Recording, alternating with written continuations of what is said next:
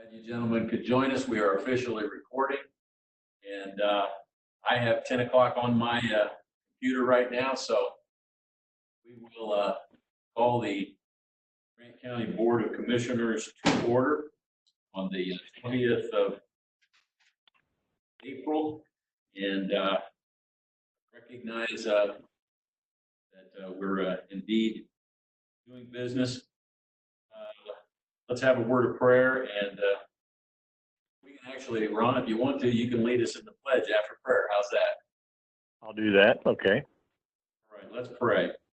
Gracious God, Heavenly Father, as we once again come to a meeting of the commissioners, you know all that's going on in our community, not only in our world and nation, but Father, you know what's going on in each of our lives, and we ask for your grace and mercy to continue to help us through this pandemic, this great crisis.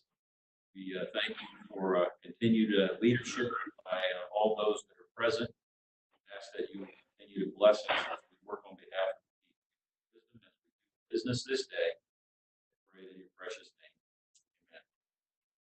Amen. Amen. Would you lead us in the pledge? I pledge allegiance to the flag of the United States of America and to the republic for which it stands, one nation, under God, indivisible, with liberty and justice for all. Thank you. All right. We are going to move to the report of claims, minutes, payroll, and with regard to claims and amounts, there was a pre-approval on April 13th for Highway Department General Batch and other batch. Those items were for the highways $47,212.20. The general batch was $257,791.03. And the other batch was $48,156.78 for a grand total $353,160.01. That was a pre-approval, and you would need to ratify that. If I could get a motion and support for that. I ratify the approval of the pre-approval. I second that. We have a motion by Mr. Burton, a second by Mr. Mowry for the ratification of the April 13th claims. And again, for our benefit and anyone listening in, we would ask for the auditor to give us a roll call vote. Okay, Mr. Burton. Present. This is actually for the roll call, or do you want to actually approve that motion? Roll call vote on the motion. Yeah, this is on the motion, Mr. Burton. So, Mr. Burton. Yes. Mr. Mowry. Yes. And Mr. Barton. Yes. All right. We have approved that April 13th pre-approval. We also have a payroll pre-approval. That was number 8, and the date on that was April 14th. The amount of $503,023.11. That was actually payroll dated on April 17th. Would need a motion to ratify the payroll pre-approval. I'd make a motion to ratify the payroll. Second. There is a motion with support, and we will move right to a roll call vote. Okay, Mr. Burton. Aye. Mr. Mowry. Aye. And Mr. Barton. Aye. All right, we have taken care of payroll and the pre-approval. We also have before us the April 20 claims and amounts for invoice edit reports. The general batch in the amount of $82,588.23. The other batch in the amount of $40,218.27. Highway batch $36,327.83 for a grand total of $159,134.33. Entertain a motion to approve. I move to approve. Second. Mr. Burton, second by Mr. Mowry. And we will go ahead and ask for the auditor to give us the roll call. Okay, Mr. Burton. Aye. Mr. Mowry. Aye. And Mr. Bardsley. Aye. All right, we have approved the April 20 claims and amounts. And gentlemen, with your permission, I have signed, and we will use your stamps to complete the invoice edit reports and payroll. That's all right. Yes. Yes. Yeah, I agree. We move to communication and board updates, and we'll start with our auditor. Anything that you need to update us about, sir? You know, I really don't think so at this time. Obviously, with our reduced office staff, we're trying to move along as good as we can, but at this point, nothing special. Right, thank you. We also have in the room our EMA director, Bob Jackson. And Bob, do you have any updates for us regarding the pandemic? Yes. Good morning, gentlemen. Morning. Good morning. We have been operating the EOC for 40 operational periods at this point. So we had a spike this weekend in cases. We are now at 77, 4 deaths. And we think that we'll probably see some added numbers tomorrow as well. It's largely due to the amount of cases that have shown up in Tony Lowe's, one of our extended care facilities. And, they have it under control, or they are doing their best to control it. Their plan all along has been to isolate those patients on site in one of their wings. That's exactly what is taking place. So there has been no run up. We're good there. PPE is still a concern for our first responders in the county. We're working every day to prove that. We have gotten gowns made locally, the Butterworth Industries. We're currently trying to source masks there as well. So once we do that, I think we'll be in better shape for our first responders.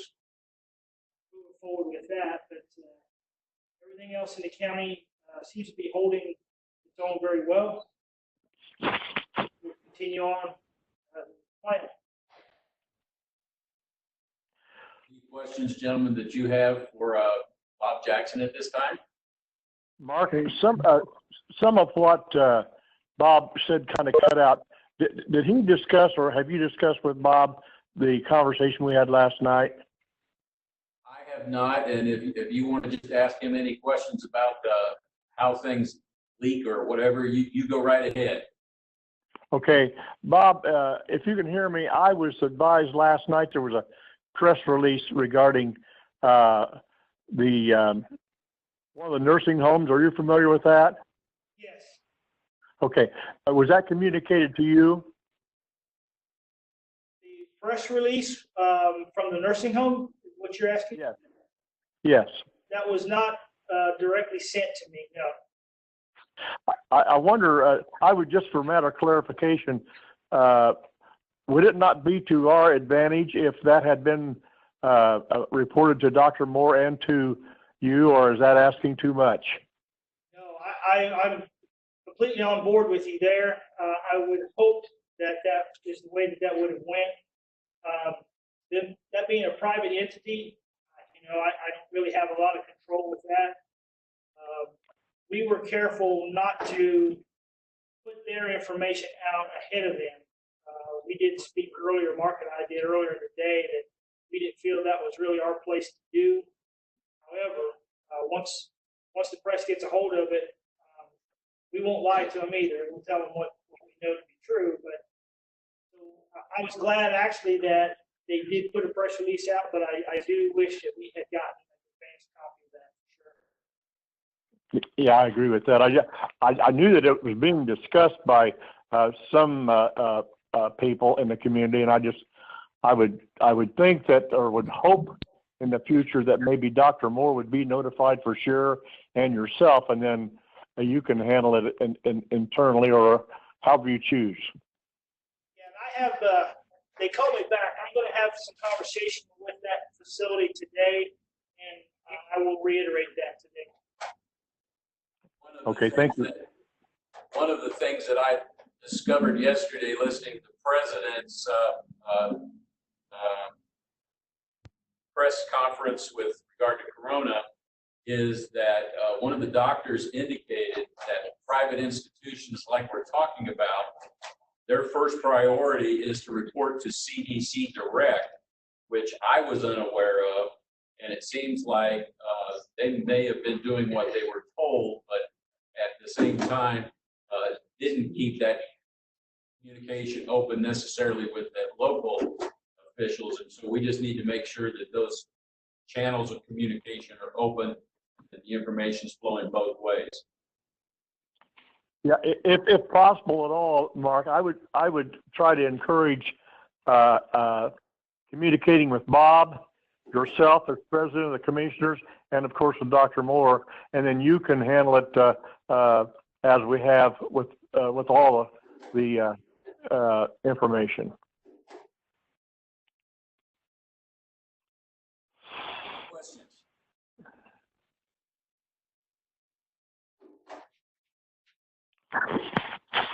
And we'll say thank you to Bob Jackson for his update. I really do appreciate the daily notifications, Bob. It's just very helpful. I appreciate it. Yeah, and I feel the same way. Thank you, sir. All right, we don't have the IT in the room asking for any money, so we're going to move to Highway Department.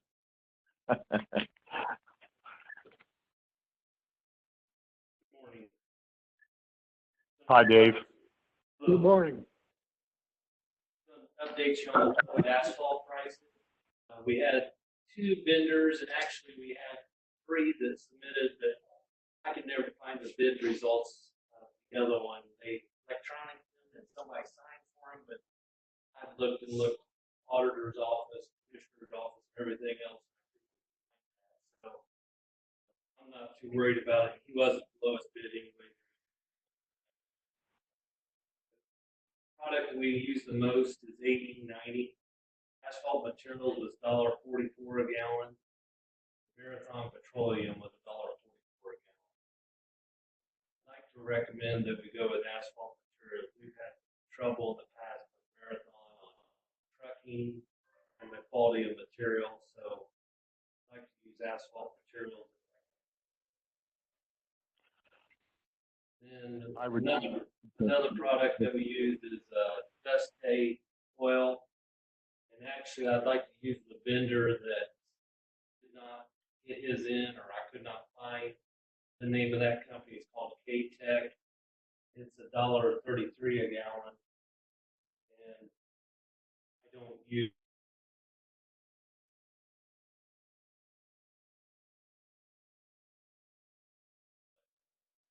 You're cutting out some, Dave. Have to talk loud. Okay. I'd like to use asphalt materials. They're the same price as Marathon, but we had problems in the past with their trucking and their product. So I'd like to use them, and then I'd like to use K-Tech for our dust day oil, which is $1.33 a gallon. They're the ones that I could not find the bid, but he emailed it to me, and also the tracking number where it was sent by mail. So use those companies if I could. You do have that from him. The recommendation from the highway superintendent would be to use asphalt materials with regard to the AE90 product and K-Tech with regard to the dust control product. I would move to approve. I'm sorry, Mike, go ahead. I'll second that. Mr. Mallory made the motion. Mr. Burton seconded to use those asphalt material and K-Tech. Any further discussion, questions? One question. Was there much difference between that? Did you want to accept that? Maybe not, was it the lowest, or much difference in price there? I didn't even look because when I talked to him on the phone, he said, "Don't worry about the 80/90 product because we weren't even close." He wasn't concerned about that. K-Tech had been on both, but Right. But the one we're giving them, were they the best bid of those? Yes. Okay. Yeah. Any other questions or discussion, gentlemen? No. Nope. Mr. Otter, if you'd give us the roll call on that. Okay, Mr. Burton, Aye. Mr. Mowry, Aye. and Mr. Bardsley. Aye. All right. We have approved the use of asphalt materials and K-Tech for respective products. Other things, Mr. White. Bridge 254, which is a Pennsylvania Street bridge. We did get our RFPs for bridge inspection. We had 3 consulting firms that submitted. And of course, that's federal money, so we have to do the scoring sheet. Me and Tony and I have done it, and we need 3. So you want me to have somebody at the highway do it, or anybody like to volunteer that? I just have to have 3 now. Is there someone in the highway department that you feel would be able to do that? Yep. I would not have any objection to having Mr. White draft that 3rd score from the highway department, if that's all right with you, gentlemen. That's fine. Yes. Right? We did start paving last Tuesday. We got the base coat on 600 West completed. We moved to 500 North, just east of State Road 13, and started in that section. We will complete that today, and then we'll go back and put the top on both of the roads hopefully this week. So we're that'll be about a 4-mile total that we'll have done hopefully by the end of the week. So we're working on that. Update you on some other things. We were awarded community crossing grant that we applied for 2 concrete bridge overlays. One of the bridges is on Garthwaite Road, just south of our location. The other one is on 6th Street in the city of Jonesboro. It was awarded $193,000 from the community crossing grant through the state. And so we'll have to match that. I have a letter that Mr. Bardsley approved last week. I had to be notified by Thursday at noon, saying that we would bid these as one job, 2 separate locations, but 1 contract. So I have a letter for him to sign, stating that it's fine. Also, I have a contract with the state, just saying that we are awarded the $193,000. Do it. Make the match. Is that a 50-50 match? Right. That was something we had given him permission to apply for, and so with your permission, I will sign off on those things, gentlemen. Okay. I agree. By your consent, we'll do it. Thank you. Mhm. Anything else, David? That's all I have right now. We worked every day last week except Monday and Friday because of the rain. So we've just been working as much as we can, as long as the weather's not bad. Questions for Mr. White? No, are you still working your guys in kind of a what do you call it? A safe distance? I mean, you've adjusted. That's one thing good with the paving part, because we're just one person in a truck, so Right. it works out pretty nice, really. They have their same truck every day, so they don't have to worry about, they're the only person that's driving it, so working out pretty good that way. So Well, good. Distance and everything else. Okay. Sounds good. Thank you. Thank you, David. Thanks. All right, we will go to new business, and first under new business, Chris Cunningham from Corrections has asked for a advisory board member appointment. He goes Dear sirs, Memorial Day is quickly approaching. Grant County, oh, that's the wrong one. I'll start reading again. Dear Commissioners, please find the following names submitted for appointment as member to the Grant County Community Corrections Advisory Board. By Indiana Code, the term of appointment is 4 years. Melissa Stevenson, thank you, would take the place of Cindy McCoy, who retires on May the 8th. Melissa will be the new Director of Correctional Services as well.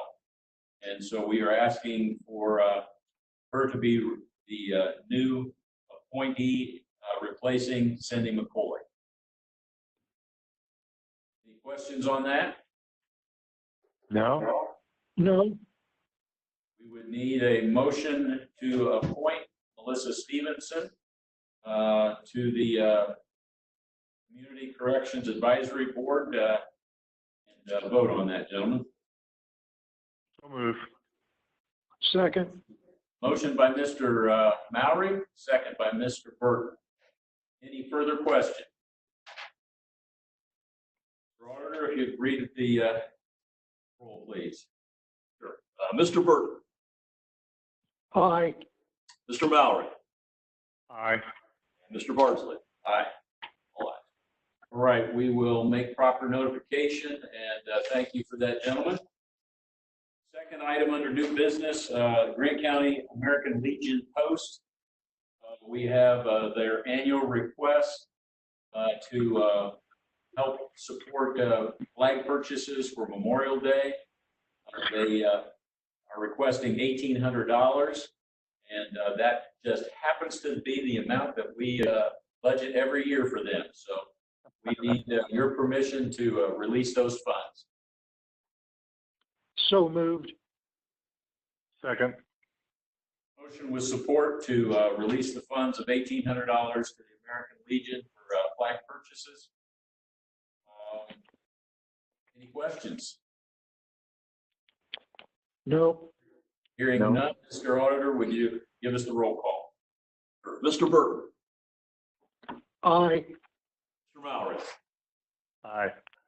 and Mr. Bardsley. Aye. Aye. All right. Gentlemen, are you aware of any other new business? No? I'm not. All right.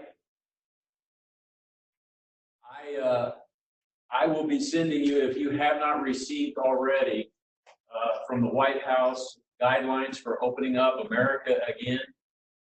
You'll take time to kind of study that over the next couple of days. We're beginning to at least have the structure on how we can not only see our community open back up, but the different priorities and protocols we need in order to make that happen. And we need to discuss some of those items for how that affects our county building in the next few weeks and then into the new months, move into the summer. So if you don't have that, I'll make sure that you have a copy of that yet today. Okay. Okay. This is a public forum, and if there are any call-ins that would like to make comment or question to the Board of Commissioners, we invite you to do so at this time. I see a call-in user number 3. They're muted right now, and Mr. Hodson is also muted. I don't know if you wanted to say anything.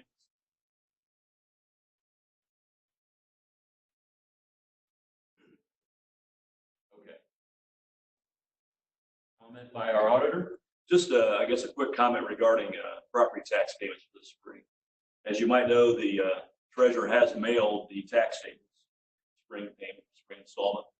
And probably most people are aware that the governor, through an executive order, has waived penalties for late payments from the period May 11th through, in the case of this, 60 days after that, so it'll be July 10th. And those penalties are waived for late payments up to that date, everyone except financial institutions that are collecting escrow payments from taxpayers. Just wanted to, I guess, note that obviously we won't be charging penalties in those cases that don't get paid by the date of May 11th. But the May 11th is still a deadline. And we are going to encourage taxpayers, if they are able to make those payments by that time, so that the various governmental units in the county, which includes our county, of course, but the cities, the towns, the public schools, the libraries, the Central Solid Waste District, all those entities rely on the cash flow of those dollars coming in. So as much as we can collect by the deadline of May 11th, we'll be able to distribute to those units in a timely manner as normal. Things that we collect after that date, they won't get that money until later. So we do want to, even though there's a waiver of penalty, so to speak, which removes an incentive to pay on time, we would like to encourage those that can to do so. Just want to make that comment. So we understand a lot of things are out there, but just want to make sure everybody understands that. Thank you, sir. Thank you, Jim. You're welcome. Thanks, Jim.